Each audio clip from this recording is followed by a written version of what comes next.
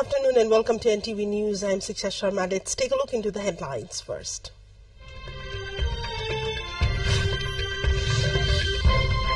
Main opposition CP and UML obstructs House proceedings demanding dismissal of a government minister. Session adjourned for 15 minutes. Government holding second round of talks with loan shark victims. Today, struggling victims call for revision of law. CIAA charge sheets 172 individuals for illegally transferring government land into private ownership. Number of government employees dragged in the case. And Ukraine's President Zelensky says 31,000 Ukrainian soldiers killed since its war with Russia. Russia's war enters third year.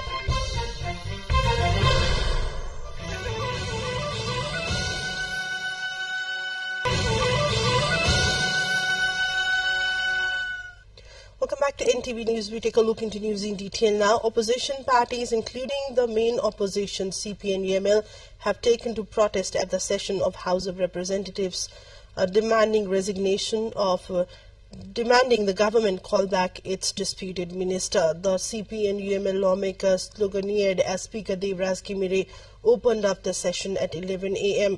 along with the CP and UML MPs. Other opposition leaders, including RPP Chair Rajendra Lingden, RSP Chair Ravi Lamichhane, demanded action from the government on dismissal of its minister.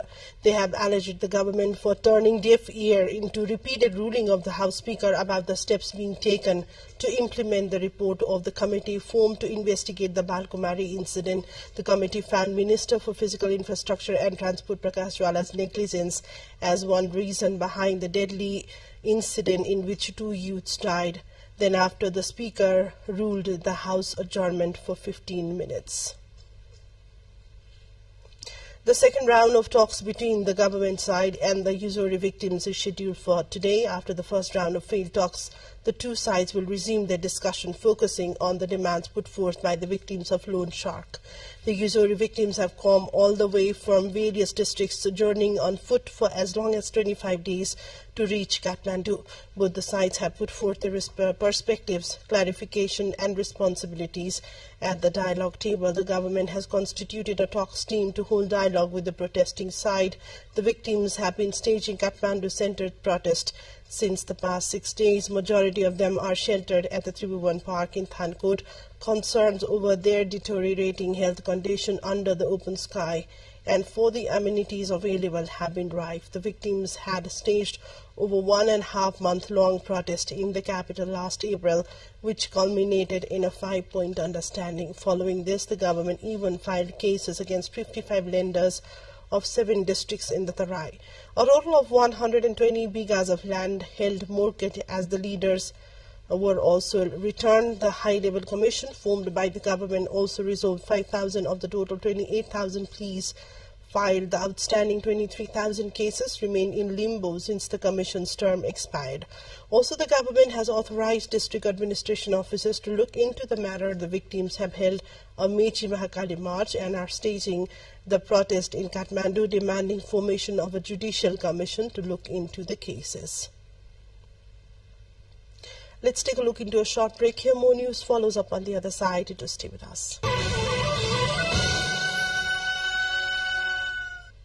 Welcome back to NTV News. Taking a look into further updates. The Commission for the Investigation of Abuse of Authority, CIAA, has filed charge sheet against 172 individuals, including the former chief surveyor of the survey office in Chandragarhi of Chapa, for illegally transferring government-owned land into private ownership. The case has been presented before a special court. The Commission has filed a case against these individuals for irregularities in government land registration, tax evasion and tax reclamation purpose. This includes 10 employees from the Land Revenue Office in Chandragarhi of Chapa, 11 from Land Revenue Office in Damak, and 7 from the Land Survey Office in Damak.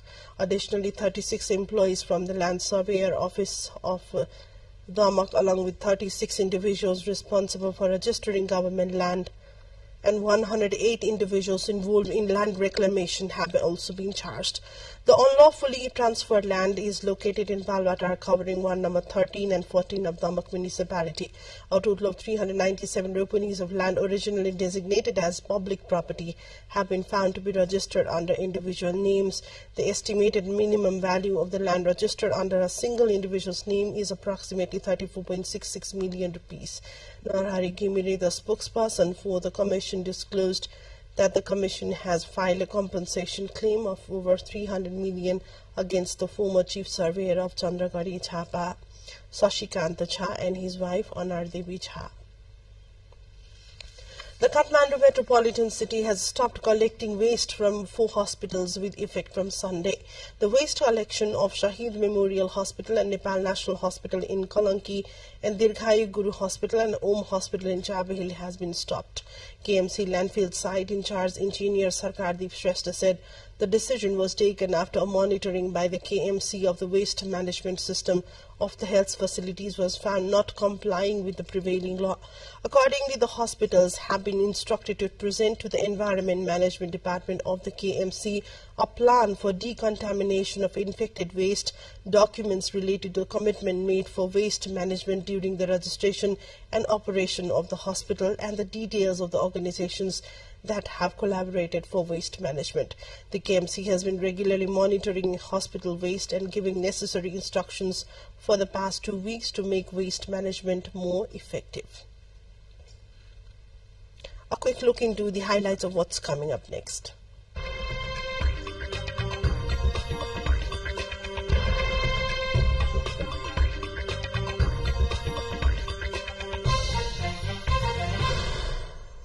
Ukraine's President Volodymyr Zelensky has said that 31,000 Ukrainian soldiers have been killed in action in the 2 years since Russia launched its full-scale invasion.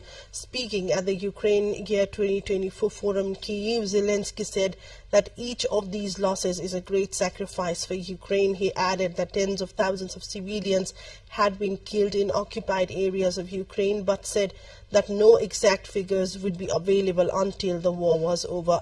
It's the first time that Kyiv has confirmed the number of its losses since the start of Russia's full-scale war against Ukraine on February 24, 2022. Russia has also provided few official casualty figures. Independent Russian news outlet Media Zona said on Saturday that about 75,000 Russian men died in 2022 and 2023 fighting in the war. 8 rail cars containing corn believed by Kyiv to have come from Ukraine were opened and their contents dumped on a Polish railroad on Sunday, 25 of February, the Ukrainian government and police announced. The incident, which occurred in the morning, seems to be a new episode in the protest by Polish farmers against imports of Ukrainian agri-foodstuffs deemed not to comply with European standards and much cheaper than local products. Ukraine government said its agricultural products were spilled out from 8 open wagons at the station. The cargo was in transit to the port of Gdansk, from where it was shipped to other countries worldwide. Palestinians run for cover from an approaching Israeli tank as they wait to receive food aid west of Gaza City. The UN has warned of looming famine threatening virtually everyone in Gaza, while the World Food Programme this week described unprecedented levels of desperation. Last week, a UN attempt to deliver 10 convoys of food aid to northern Gaza over 7 days was suspended after trucks were looted by crowds, a driver was beaten, and gunfire reported amid chaotic scenes. Reports of fresh clashes between Israeli troops and Hamas militants in northern Gaza have reinforced fears that fighting may continue across the territory for many months if there is no ceasefire, further complicating relief efforts. Get another break to look into what's coming up.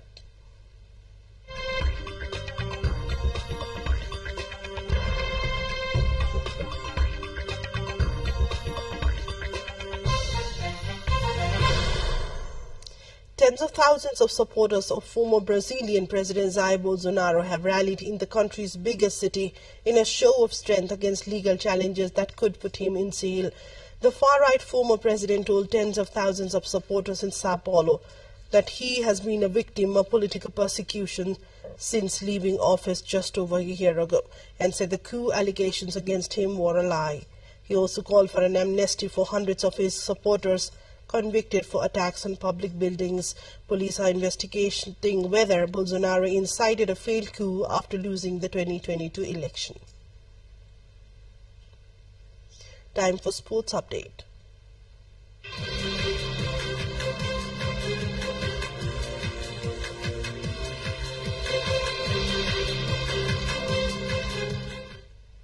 The Cricket Association of Nepal (CAN) has announced the team for the upcoming T20 International Tri-Nation Series, where Nepal will compete against Namibia and the Netherlands. Led by Rohit Kumar Paudel, the squad includes Asif Sheikh, Kushal Bhurtel, Kushal Malla, Dipendra Singh Airi, Lalit Rajbangsi, Karan Kesi, Gulshan Jha, and Sompal Kami. Additionally, Pratish GC, Sandeep Jora, Vinod Bhandari, Vivek Yadav, Anil Shah, Rashid Khan, Sagar Takal, Arif Sheikh, and Avinash Bohra are part of the squad. The series will commence with the first match scheduled for tomorrow at the TU Cricket Ground in Kirtipur, where Nepal will face Namibia. This brings us to the end of the bulletin. A quick reminder of the top stories.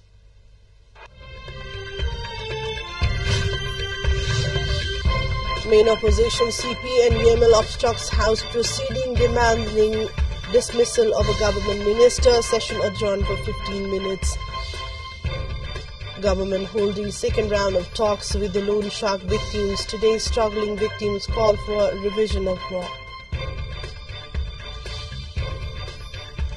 CIAA charge sheets 172 individuals for illegally transferring government land into private ownership. Number of government employees dragged in the case. And Ukraine's President Zelensky says 31,000 Ukrainian soldiers killed since its war with Russia. Russia's war with Ukraine enters third year. That's all for now. Thanks for watching. Have a great day ahead and namaste.